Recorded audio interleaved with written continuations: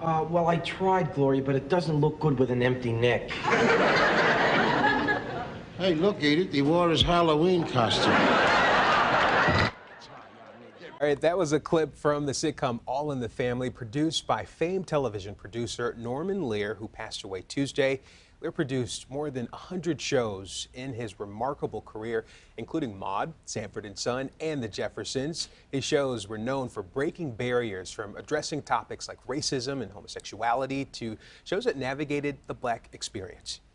Did you plan to topple old taboos when you put these shows on the air? There weren't taboos to me. You could hear anything we were saying on in a schoolyard. What was the big surprise? I think the big surprise was that you put it on TV. First one to do it. I fess up. First of many firsts there. We are joined now by Tom Kiska, professor of communications at the University of Michigan Dearborn. Thank you for being here with us. Good to be here. So we're going to get into some of the work of Mr. Lear, but first we want to talk about just your impact on covering pop culture and your background there. Well, I grew up in this town, but I got a PhD in history where I learned about media in Detroit. I was at the Free Press for 17 years. I was a TV writer at the News for about 10. And I worked across the street at WWJ for a little while. Okay, well, we are honored to have you. Again, we thank you for your time tonight. Yeah. So when we look back at his career and what he was able to create, we talk about him being a pioneer in the first in a lot of areas, but he was also a risk taker. Oh, yeah. All in the Family goes on in January of 1971. And if I walked in, let's say you're the president of CBS, and I says, okay, we're going to take a bigot from Queens and we're going to make it funny. Your reaction would be like, what? Whoa. And also, you know, race relations then as now, but then it was awfully close to the skin for a lot of people. And what he did was get into a topic that was tough to talk about, but he got into it via humor, and it worked. Because, you know, and that was the gamble. I mean, being funny is a really hard thing to do. And then making Archie Bunker funny, he pulled it off. Yeah. And it's remarkable, and he kept on going with a lot of groundbreaking shows. The Jeffersons, of course, which you just mentioned. He got Red Fox, who had been a really big deal on the African-American comedy circuit for many years. He turned it to Sanford & Son, which is another groundbreaking show. So we could talk for hours on what this guy did.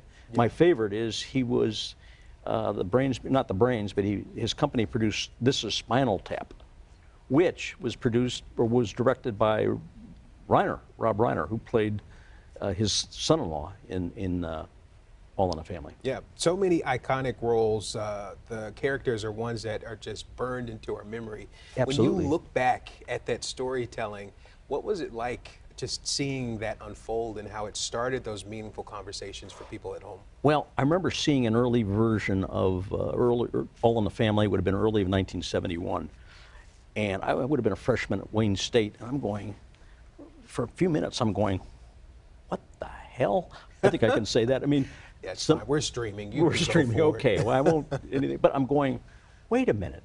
And then it took me about 5 minutes to get it, what was going on. And then after I got it, I'm going, I mean, this is genius. And there was one, I think for a little while, one of the seasons, this was Saturday night on CBS. It was All in a Family, MASH, Mary Tyler Moore, and Bob Newhart. I mean, all of these were dynamite shows, iconic. And there was one point where William S. Paley, who created CBS, created all of this, was complaining to somebody. He said, how come nobody goes out on Saturday night until late anymore?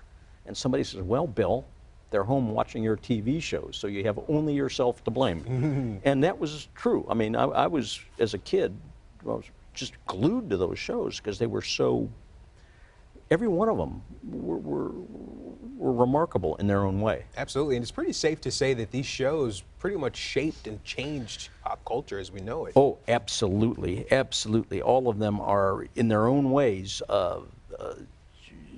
remarkable. And the other thing that was different is Norman Lear once had a story about, he went into New York and he says, okay, we don't want, we don't want anybody with mustaches and guys being divorced, and we don't like New York too much, doing too much in New York. And he says he looked around and all of these guys were divorced. Half of them had mustaches, but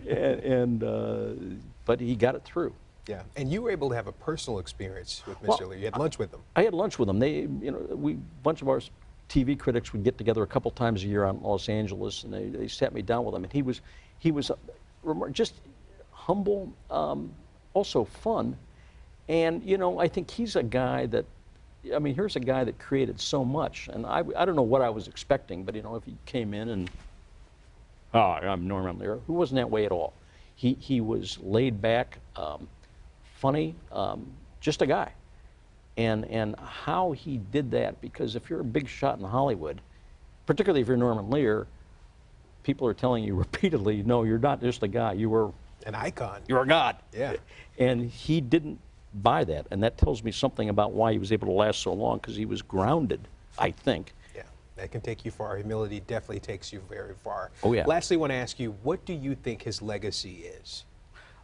Taking TV into topical humor, which was not a big thing. Before he got in, the biggest plot point would be, oh, I screwed up Dad's car and he's going to kill me, what do I do? And he got us discussing race relations, all kinds of things. That same era, MASH, talking about, it was about the Korean War, but it was really got people talking about the Vietnam War. So I think that's his legacy here. He got TV into topical stuff that we didn't do before. He most definitely left his footprint in the sands of time. Mr. Absolutely. Tim Kiska, Professor of Communications at the University of Michigan Dearborn. Again, thank you. Thank you for the invite. Appreciate it.